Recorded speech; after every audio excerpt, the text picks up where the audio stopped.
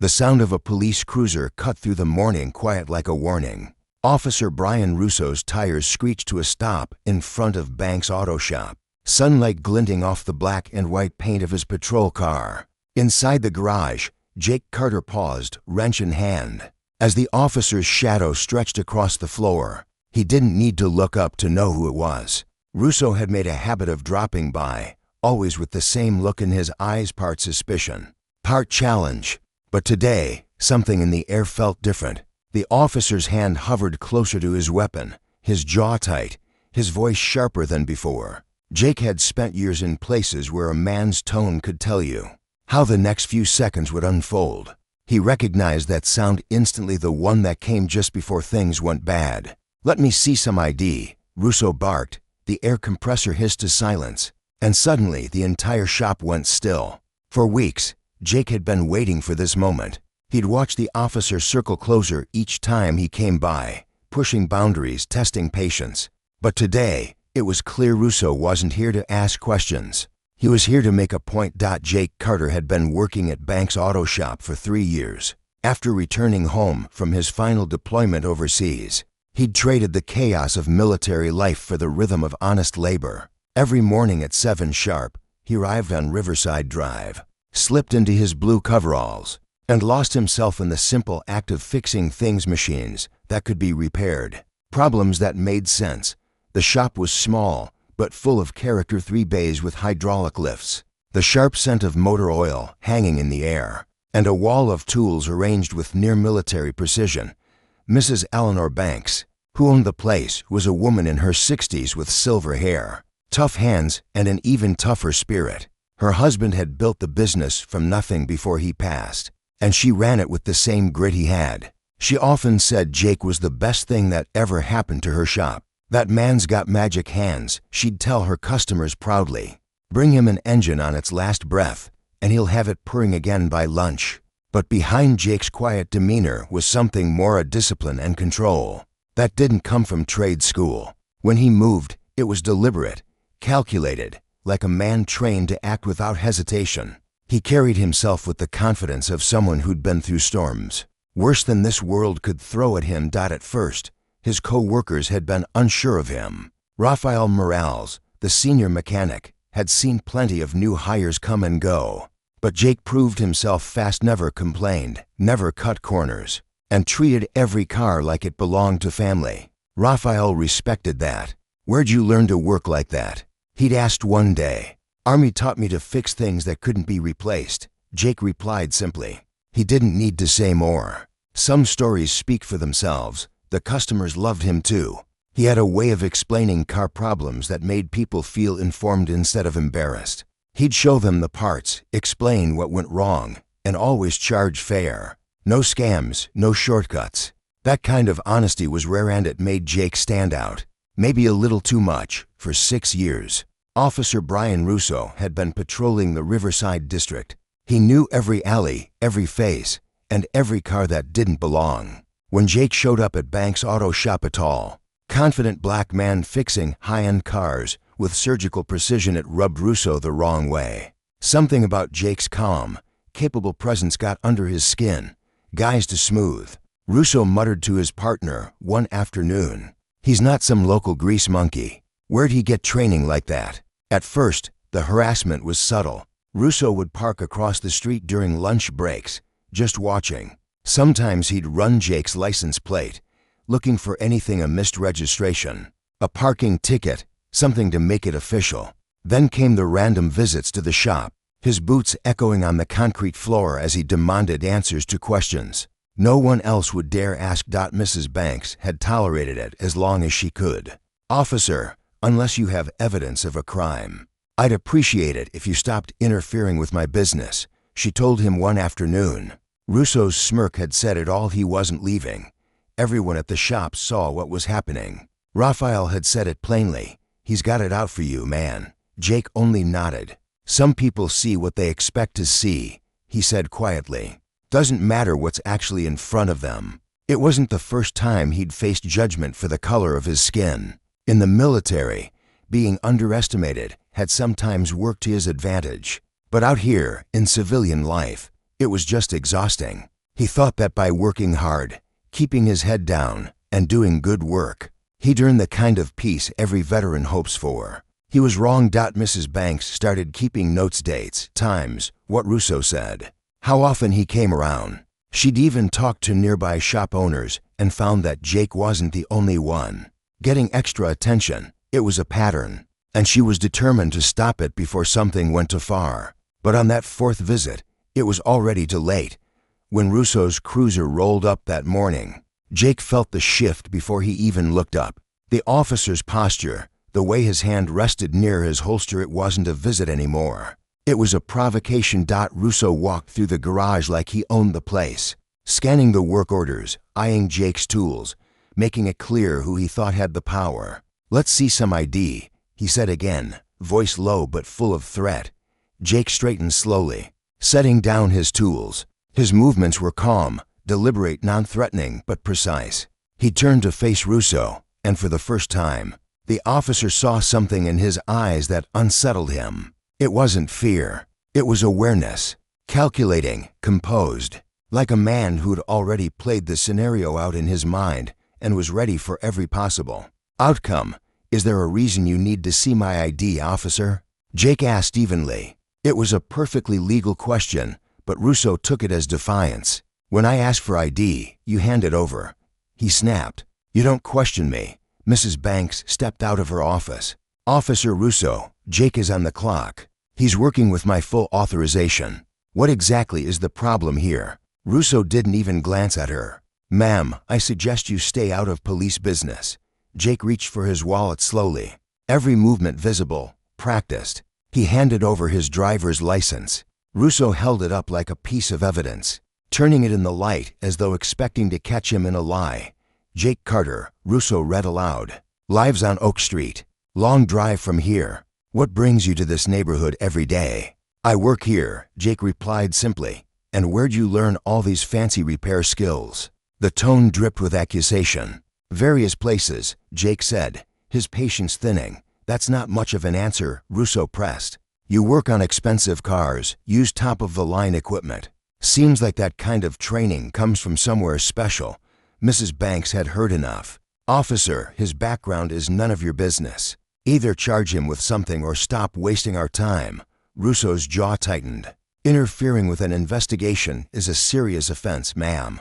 The words carried threat now. Jake could feel the tension closing in around him. He knew this wasn't going to end with questions and paperwork. Russo's pride was on the line now. Every second Jake stayed calm made the officer angrier. Russo pocketed Jake's license and nodded toward the parking lot. "That your truck?" he asked, pointing to the old Ford parked out front. "Registration, it's in the glove box," Jake answered. "I can go get it." "You'll stay right where you are," Russo snapped, hand resting on his gun. "I'll get it myself." Mrs. Banks took a step forward. "You can't just mum." "Final warning," Russo interrupted. "Do not interfere." He walked toward Jake's truck like it was a crime scene, peering through the windows, circling it with exaggerated caution. Then he started opening compartments, console, glove box, under the seat, digging through Jake's personal things. "He doesn't have a warrant." Mrs. Banks whispered to Raphael. "Doesn't matter," Raphael muttered. "Man with a badge can do what he wants if you don't know your rights." But Jake did know his rights, and he knew exactly what Russo was doing, building a fake case from nothing, hoping to find justification after the fact. Still, Jake didn't move. He wanted witnesses, proof. Let the man hang himself with his own behavior. Russo returned carrying Jake's small toolkit, setting it down on the hood of the truck. "These are expensive," he said, pulling out a torque wrench. "How's a guy like you afford all this?" "I buy quality tools because I take pride in my work," Jake replied. "Got receipts for something I've owned for years?" Jake's tone stayed steady. "Most honest people keep receipts," Russo said, smirking. "That was it." Mrs. Banks stepped forward, her voice trembling with anger. "Officer Russo, that's enough. You're harassing my employee. Either charge him or leave my property." Russo slammed the toolbox shut. "You're obstructing police business, ma'am. Keep it up, and you'll be the next one in handcuffs." Inside the waiting area, a customer named Kevin Lynn had been quietly filming the whole thing on his phone. He'd seen enough traffic stops on social media to know how quickly situations like this could turn bad. His camera caught every word, every threat, every flicker of hostility. Russo pocketed Jake's registration next. "Big purchase for a mechanic," he muttered. "Truck like this, house on Oak Street. You living above your means, Carter?" Jake stared at him calmly. "I live within my means, officer. We'll see about that." The sirens came a few minutes later. Russo had called for backup. Mrs. Banks' heart dropped as the sound grew louder, closer. She could feel the weight of something irreversible approaching. Jake just took a slow breath and exhaled, his hands steady, his voice low when he finally spoke. "It's starting," he murmured. And indeed it was. The wail of sirens grew louder until two more patrol cars turned into the lot, tires crunching over gravel. Doors slammed, radios crackled, and suddenly the calm of Banks' auto shop was gone. 3 officers stepped out, hands near their holsters, eyes sharp, already treating the place like a crime scene. Russo straightened his uniform as if reinforcements had just validated everything he'd done. He pointed toward Jake. "That's the suspect," he said loud enough for everyone to hear. Refused to comply and gave evasive answers. Jake stood still by the Camaro he'd been fixing. His hands relaxed at his sides. He didn't move, didn't argue. He'd been in high-pressure situations before, real ones. The kind where people didn't get second chances. And he knew this was the kind of moment where any wrong move could be twisted into a threat. Mrs. Banks stepped out of her office, voice firm but trembling. "Officer, this is nonsense. He hasn't refused anything. He's answered every question you've asked and given you his ID and registration." One of the new officers, a tall man with silver in his hair, name tag reading Thompson, raised a hand. "Ma'am, please step back. Let us handle it." "Handle what?" She shot back. "There's nothing to handle. You're surrounding a mechanic at his job like he's a bank robber." Thompson didn't reply. He exchanged a quick look with the other officer, Martinez, who was younger but just as tense. The 3 of them positioned themselves in a loose half-circle around Jake. The formation was standard police protocol for potentially dangerous suspects. But to everyone watching, it looked like overkill. 3 armed officers cornering a man in grease-stained coveralls. Raphael whispered from behind the pickup he was working on. "This ain't good, Jake." "I know," Jake said softly. "Stay back. Don't give them a reason." Russo took a step closer. "Jake Carter, you're being detained for questioning related to suspicious activity and possible theft." Jake's brow furrowed. "Suspicious activity? Theft of what?" Russo smirked. "That's what we're trying to determine." Kevin Lynn, still recording quietly from the waiting area, caught every word.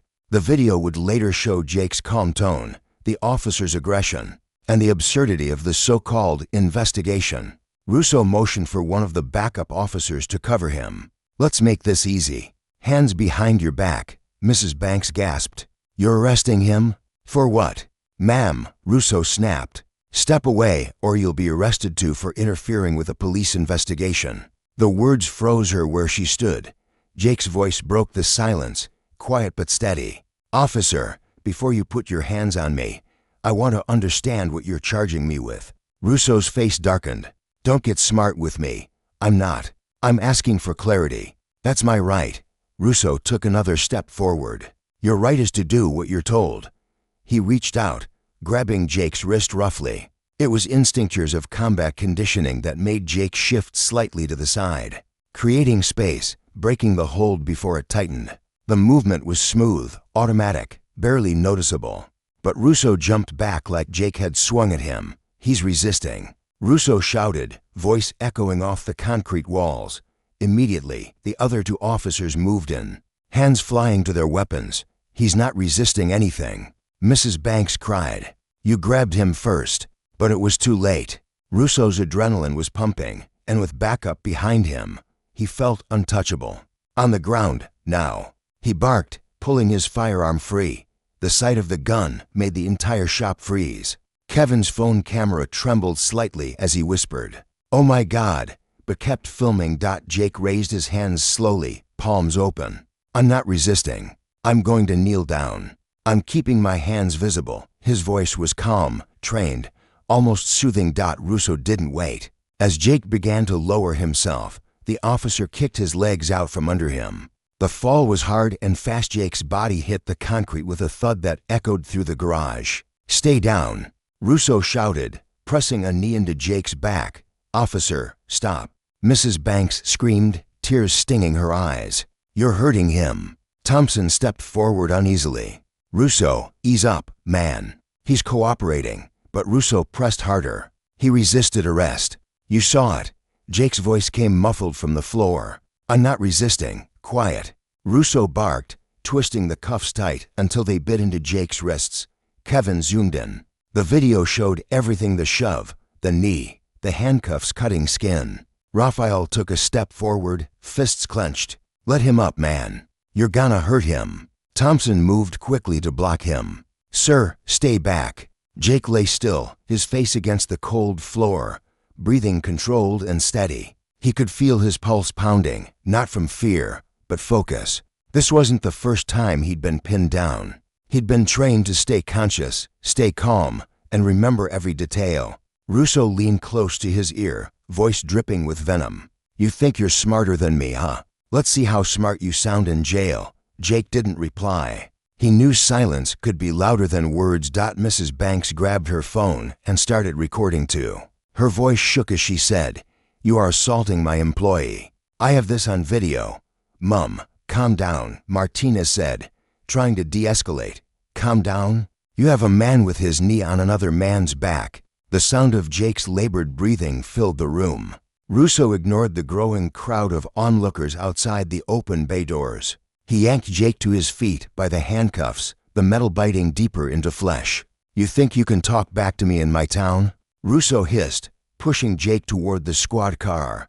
Jake didn't answer. He just kept his eyes straight ahead. When they reached the cruiser, Russo pressed Jake's head down to guide him into the back seat. But instead of guiding, he slammed his head into the roof with a loud crack. Witnesses gasped.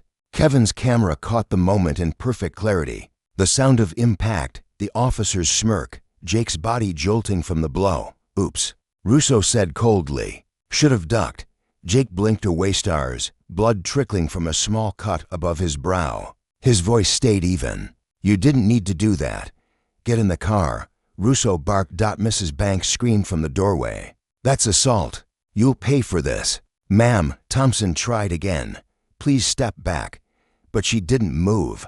Raphael stood beside her, his voice low. "He's bleeding, Ellie. I see it," she said, her hands shaking. "I see everything." The car door slammed. The engine started. And just like that, Jake Carter was gone, taken away in handcuffs for doing nothing but his job. The Riverside Police Station was a block of gray concrete that looked more like a fortress than a community building. Russo pulled into the rear bay with satisfaction plastered on his face. He yanked open the back door. End of the line. Jake stepped out slowly, wrists still cuffed, forehead still bleeding. He didn't speak. He just looked around, cataloging every face, every camera, every movement. Inside, the intake sergeant, a heavyset man named Rodriguez, glanced up from his paperwork. "What have we got?" Russo dropped the arrest report on the counter. "Suspicious activity at a local business. Tools inconsistent with income. Evasive during questioning. Resisted arrest." Rodriguez raised a brow. "Tools inconsistent with income? That's a new one," Russo shrugged. "You'd be surprised." Rodriguez looked past him at Jake, at the torn coveralls, the steady posture, the faint trace of blood. Something didn't add up. "You need medical attention for that cut?" he asked Jake. "I'm fine," Jake replied. "He's fine," Russo interrupted. "Got that when he resisted." Rodriguez frowned. The location of the wound on the top of the head didn't match the story. "Protocol says any head injury gets cleared by medical." Russo exhaled loudly. "Fine, call your medic." While they waited, Jake was led into a holding cell. It was small, gray, and humming with fluorescent light. The bench was cold metal, bolted to the floor. Most people would have felt panic creeping in by now. But Jake wasn't most people. He sat straight-backed, breathing slow and steady, thinking not about escape, but about strategy. Every soldier knew that sometimes patience was the best weapon. Back at Banks' auto shop, Mrs. Banks had already turned her heartbreak into action. She called her lawyer. Patricia Williams, a sharp civil rights attorney who didn't back down from anyone. She sent over the videos, the timestamps, everything. "We're going after them," Williams promised. Raphael was on the phone too, reaching out to friends in the auto community. Word spread fast. They arrested Jake Carter, he told one mechanic after another, for being too good at his job. Support poured in immediately. Mechanics, customers, veterans, everyone knew it wasn't just about Jake anymore. It was about every honest worker who'd been treated like a suspect for no reason at all. Kevin uploaded his footage online.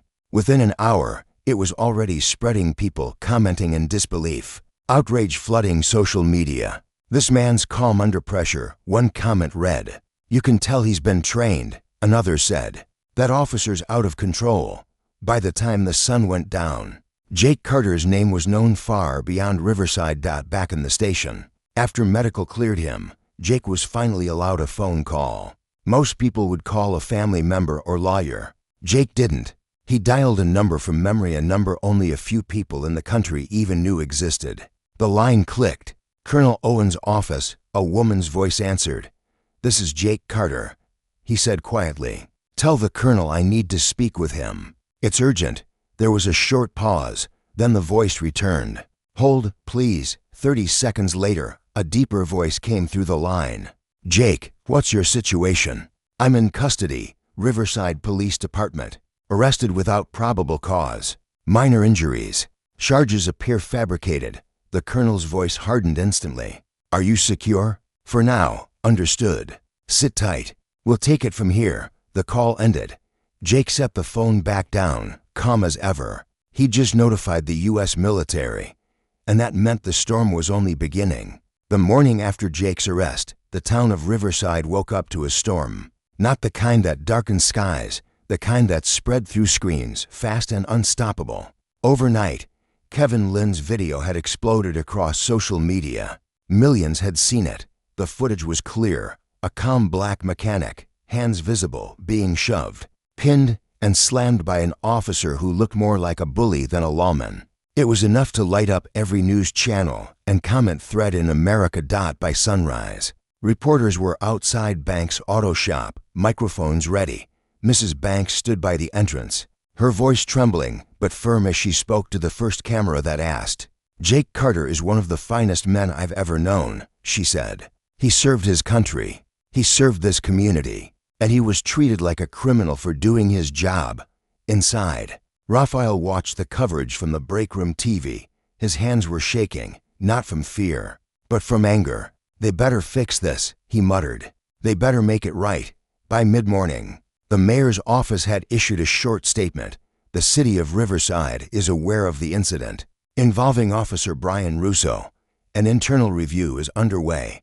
It wasn't enough. Meanwhile, in a quiet office at Fort Benning, Colonel Alan Owens was reading a transcript of Jake's call. He'd known Carter for years, back when Jake was part of a classified engineering and recovery division, one that handled military technology the public didn't even know existed. Owens had seen the footage too. The sight of Jake on the ground hit him hard. He turned to his assistant. "Get me the FBI's local field office," he said. Now, at the Riverside Police Department, things were tense. Russo strutted through the hall like nothing was wrong, but the looks he got told another story. Every officer had seen the video by now. Some avoided him completely. Others whispered in corners. Sergeant Rodriguez approached him near the coffee station. "That video's all over the news," he said quietly. "Command's not happy." Russo shrugged. "People don't know what really happened." Rodriguez's jaw tightened. "I was there, Russo. I saw the report you filed, and it doesn't match what's on that video." Russo shot him a glare. "You calling me a liar?" "I'm saying you're in deep trouble," Rodriguez replied, lowering his voice. "You better hope your union rep can save you, because that thing's going federal." Russo scoffed and walked off, but inside, his confidence was cracking. He hadn't expected the video to spread so fast, or the backlash to hit this hard. In a holding cell downtown, Jake Carter sat quietly, staring through the narrow window at the morning light. He hadn't slept much, but he didn't look tired. Years of military discipline had taught him to conserve energy, even in chaos. The cell door opened. Two men in dark suits entered, their presence sharp and deliberate. One showed credentials. "Special Agent Howard, FBI," he said. "This is Agent Klein. We're here regarding your detainment." The officer on duty frowned. "We already processed him." "Not anymore," Howard interrupted. "He's under federal jurisdiction now." They turned to Jake. "Mr. Carter, you're free to go." Russo, standing at his desk nearby, froze when he heard the words. He stepped into the hall, watching as the agents led Jake out. "What's going on here?" he demanded. Howard looked at him coldly. "You'll be hearing from us soon, Officer Russo." For the first time, Russo didn't have a comeback. Jake walked through the front doors of the police station, sunlight hitting his face like a quiet victory. Cameras flashed, reporters shouted questions, but he said nothing. The agents guided him into an unmarked black SUV and drove off. Inside the car, Agent Howard handed Jake a small folder. "You've got people in high places, Carter. Colonel Owens made a few calls. The Pentagon's aware. So is the Justice Department." Jake nodded slowly. "That wasn't my intention." "Maybe not," Howard said. "But this could become something bigger than you. The public's watching." Jake turned toward the window, the city blurring past. Then maybe it's time someone finally watched back. By that afternoon, the FBI had officially opened an investigation into Officer Russo's conduct. The department was placed under review, and Russo was put on temporary suspension, though the chief called it administrative leave. News anchors replayed the clip on loop, pausing frame by frame. Russo's knee, Jake's calm voice, the slam against the car roof. Commentators debated race, power, and accountability. For once, the outrage didn't fade overnight. It built momentum. Mrs. Banks and Patricia Williams stood together outside the shop, addressing reporters. Williams spoke like a woman who'd done this before. "We're filing a civil lawsuit against Officer Russo and the Riverside Police Department for unlawful arrest, excessive force, and violation of constitutional rights."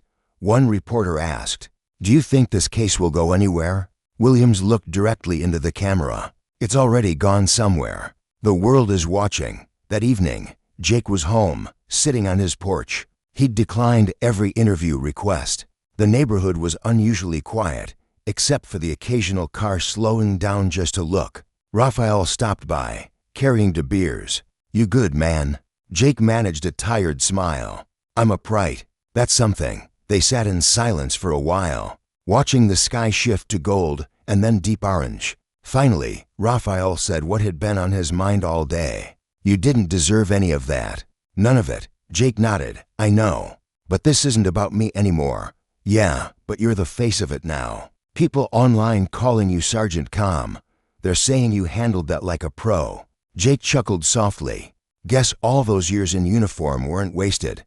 Then his expression sobered. "You know what hurts, though? I thought I left all that behind. The suspicion, the double standards. I thought if I just did good work, earned respect, I'd be safe." Raphael stared down at his hands. "Ain't no safe when people decide what you are before you open your mouth." Jake didn't answer. The truth didn't need words. Across town, Russo sat alone in his dark living room, TV flickering with his own face on the news. Every station carried the same story, the same freeze frame of him mid-yell, eyes burning with anger. His phone buzzed non-stop texts from colleagues, reporters, and his union rep. The department had cut him off for now. He poured himself a drink, took a deep breath, and muttered, "They're twisting it.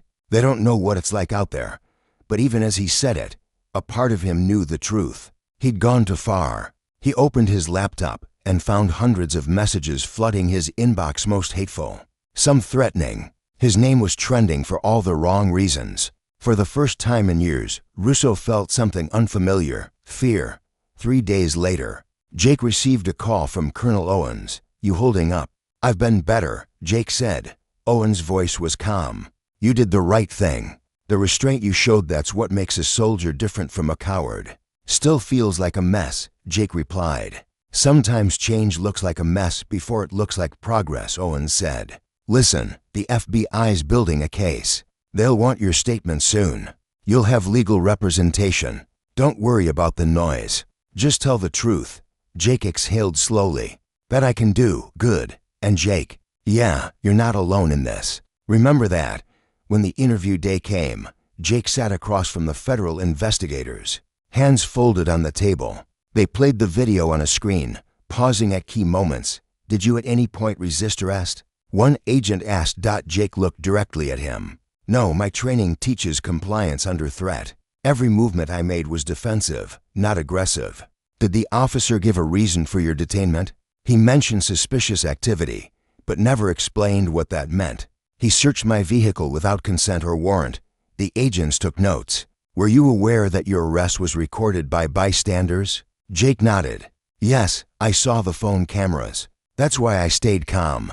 I knew the truth would need proof. Agent Klein leaned back in his chair. You knew this might go viral. Jake shook his head. I didn't care about that. I just didn't want to give them a reason to say I fought back. The agents exchanged a look. Howard closed his folder. That's all we need for now. You'll be updated when charges are filed.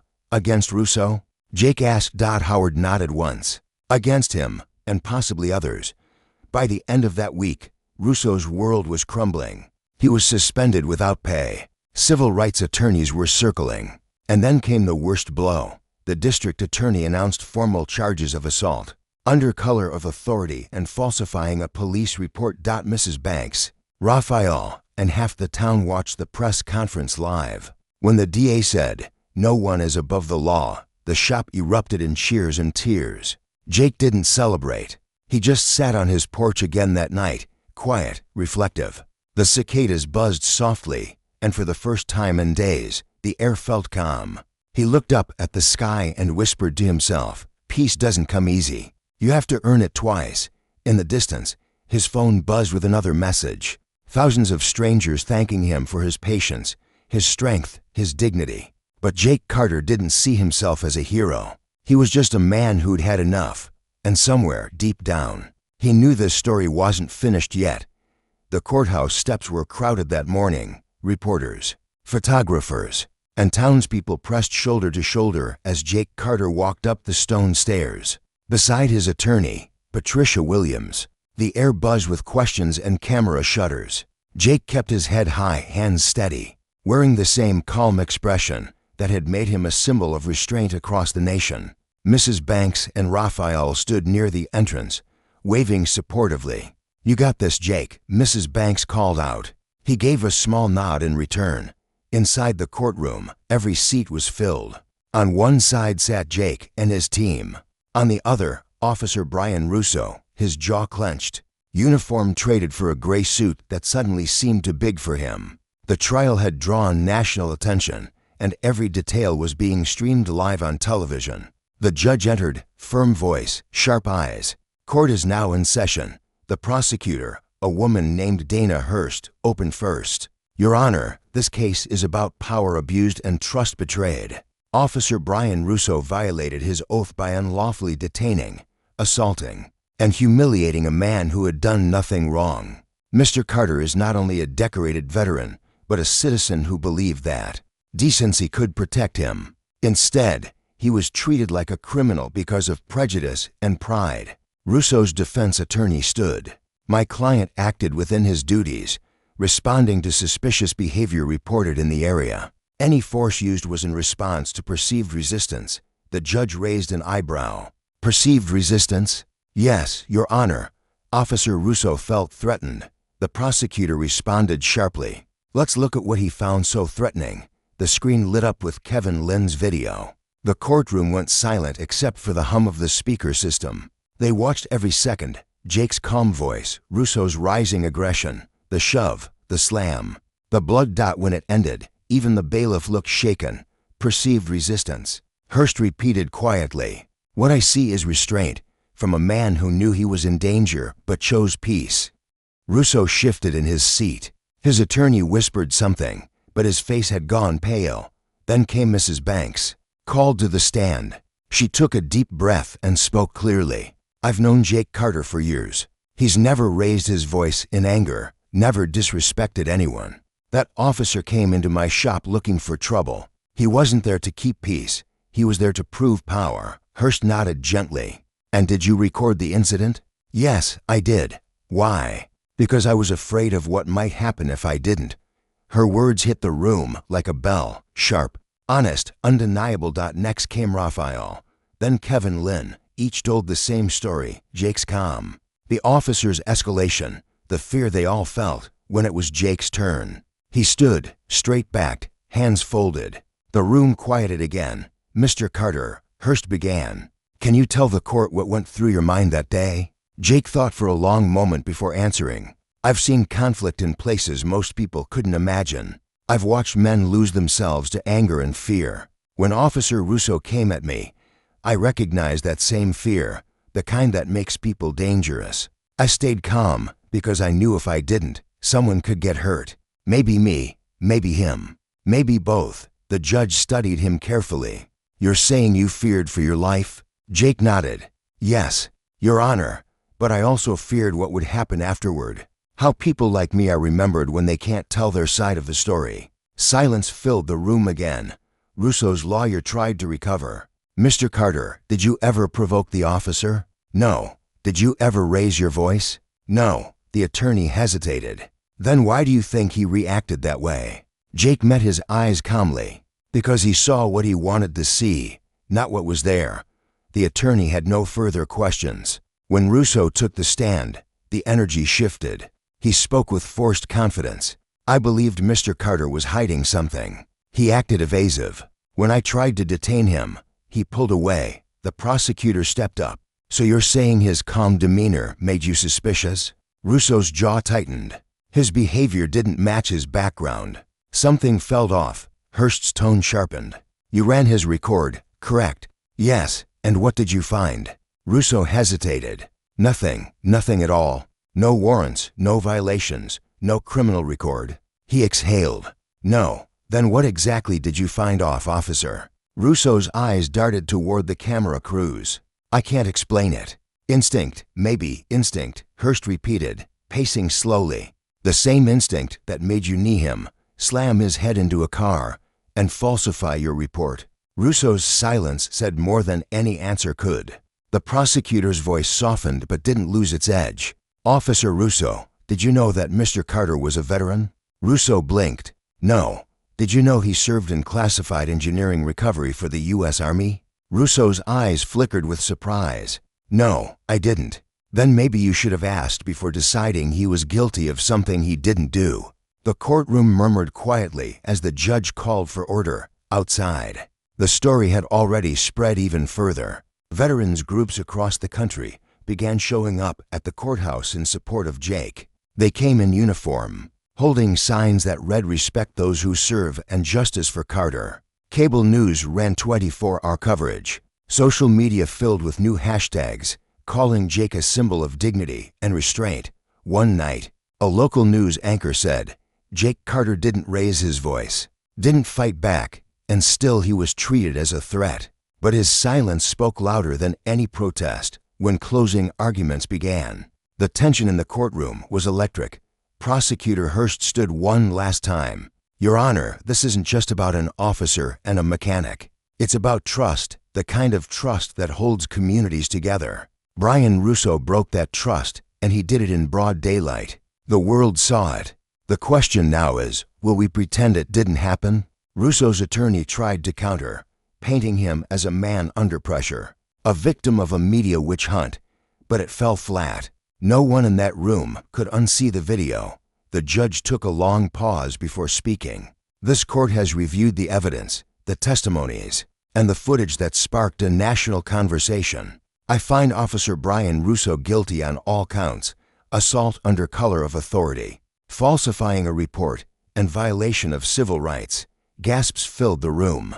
Russo's shoulders sagged, his jaw trembling for the first time. The judge continued, "You are hereby sentenced to 5 years in state prison." The sound of camera shutters echoed like thunder. Jake exhaled slowly, not with joy, but relief, the kind that comes when something heavy finally lifts. Mrs. Banks covered her mouth, tears spilling down her cheeks. Raphael hugged her, whispering, "He did it, Ellie. He really did it." Outside, cheers erupted from the crowd. Reporters swarmed as Jake and Patricia exited the courthouse, but he stopped only once to speak.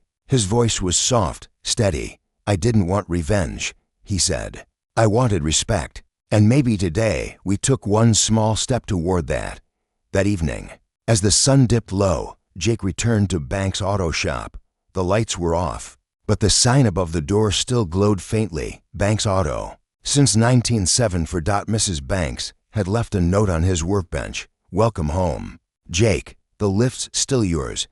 He smiled faintly and ran a hand along the old work table. The smell of oil and steel was comforting, the smell of normal life. Raphael showed up a few minutes later, grinning. "Man, you're gonna need a bigger shop. People lined up out there just to shake your hand." Jake laughed quietly. "Let's fix some cars first." But as he turned toward the open garage doors, he noticed something, a group of neighborhood kids standing outside, watching him in awe. One of them, a boy no older than 10, called out, "Mr. Carter, you're the guy from the video." Jake smiled. "That's me. But don't believe everything you see online." The boy grinned. "My dad says you're a hero." Jake paused, looking down at the wrench in his hand. "Nah," he said softly. "I'm just someone who didn't back down." That night, the story aired one last time on national television. The anchor's voice carried over clips of the trial and Jake's quiet walk through the garage. "In a world too often divided by fear and misunderstanding," she said, "one man's calm courage reminded us that dignity isn't weakness, it's strength." Jake sat at home watching, a quiet smile on his face. Outside, the streetlights flickered on, and for the first time in a long time, the town of Riverside felt just a little bit safer. Months passed. Riverside slowly returned to its rhythm, though things would never be quite the same again. The sign outside Banks Auto had been repainted, the walls freshened up, and business was better than ever. Folks who'd never heard of the place now came from neighboring towns just to meet the man whose calm had changed a conversation across the nation. Jake Carter had gone back to what he loved most, working with his hands. Every morning at 7 sharp, he rolled up the garage doors, flipped on the lights, and got back under the hood of whatever car needed fixing. He didn't talk much about what happened. He didn't need to. The world already had. Sometimes, when he stopped by the diner across the street, people would approach him, veterans, teachers, truckers, parents. They didn't ask for selfies or autographs. They just wanted to say thank you. "You reminded us to stay calm when the world tries to break you," one old man said, his eyes misty. Jake only nodded. "Just doing what I had to." Mrs. Banks, proud as ever, refused to retire. "You think I'm gonna let fame make me lazy?" She'd joke, waving a grease rag. But even she noticed something had changed. People carried themselves differently around Jake, not out of pity, but respect. Raphael, meanwhile, had turned into a kind of unofficial spokesman for the shop. He gave small talks at the community center, telling people how quickly things could have turned tragic that day, and how one man's calm made all the difference. "You never know who's watching," he'd say. "Sometimes doing nothing is the bravest thing you can do." Across the country, the story still rippled. College professors used the case in ethics classes. Police academies added it to training modules on de-escalation. And veterans groups shared it as an example of how discipline could outlast injustice. Jake didn't care about headlines or hashtags, but one letter did get to him. It came from a young officer named Daniel Reeves, fresh out of the academy. He wrote, "Mr. Carter, I saw what happened to you before I took my oath. That video changed the way I see this badge. I don't want to be like Russo. I want to be the one who protects people like you. Thank you for showing me how strength looks when it's quiet." Jake read that letter twice, then set it on his nightstand. For the first time since that terrible morning, he felt something close to peace. One Friday evening, after closing time, Mrs. Banks invited everyone for a small dinner behind the shop, a few employees, neighbors, and family friends. Strings of yellow lights hung between the trees, and someone had brought an old speaker playing soft soul music. The air smelled of barbecue and motor oil, Riverside's two favorite perfumes. Jake sat quietly, watching the kids chase fireflies in the fading light. Mrs. Banks clinked her glass to get everyone's attention. "To Jake Carter," she said, her voice proud and warm, "for reminding us that integrity still matters." and for proving that doing the right thing doesn't need to be loud. The crowd cheered, glasses raised high. Jake stood awkwardly, scratching the back of his neck. "You know I'm not much for speeches," he said, smiling faintly. "But I'll say this, I didn't do anything special. I just refused to lose my temper. And maybe that's what we all need to do more often. Hold our ground without letting hate win." There was a quiet moment after he spoke, the kind that carries more weight than applause. Then Mrs. Banks laughed and broke the silence. "All right, enough serious talk. Someone grab that man a plate before I eat his share." Everyone laughed, and the night carried on with stories and soft music. For once, there was peace in Riverside. The next morning, Jake arrived early as always. The sun was barely up, painting gold streaks across the shop floor. He walked through the garage, checking tools, wiping down the counter, a ritual he'd done 1,000 times before. But now, every clang of metal and hum of the lift felt different. Every sound meant freedom. He opened the big bay doors and let the morning breeze roll in. Across the street, a small crowd had gathered. Community members carrying signs that read, "Thank you, Jake." They weren't protesters. They were neighbors. Jake smiled, waved, and went back to work. He didn't crave the spotlight. He just wanted things fixed, machines, systems, maybe even people. That afternoon, as he was tuning an old Ford, a reporter stopped by one last time. She wasn't there for an interview, just a follow-up for a national feature called Where Are They Now? She watched him work for a few minutes before asking softly, after everything that happened, "Do you ever think about leaving Riverside?" Jake tightened the last bolt, straightened, and wiped his hands. "I thought about it," he said, "but this is home, and home doesn't change just because the world got noisy for a while. What do you want people to remember about you?" She asked. Jake paused, thoughtful. "I don't need to be remembered. I just want folks to remember what patience looks like when it's tested." She nodded, smiling. "That's powerful." Jake grinned faintly. "Nah, just honest." She thanked him and left. Jake watched her car disappear down the street, then turned back to the Ford, humming softly to himself as he worked. Later that night, alone on his porch, Jake sat with a cup of coffee, staring at the quiet neighborhood around him. Streetlights flickered softly, and the hum of distant crickets filled the air. He thought about all that had changed, the trial, the headlines, the speeches, and about what hadn't.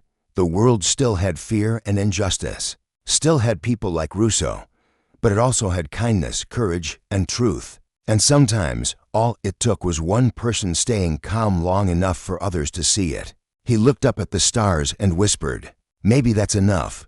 Then he leaned back, let the night settle in, and for the first time in years, truly rested. And somewhere, out there, another young officer, another mechanic, another kid watching from afar, saw the story of Jake Carter not as tragedy, but as proof that quiet strength can echo louder than any shout.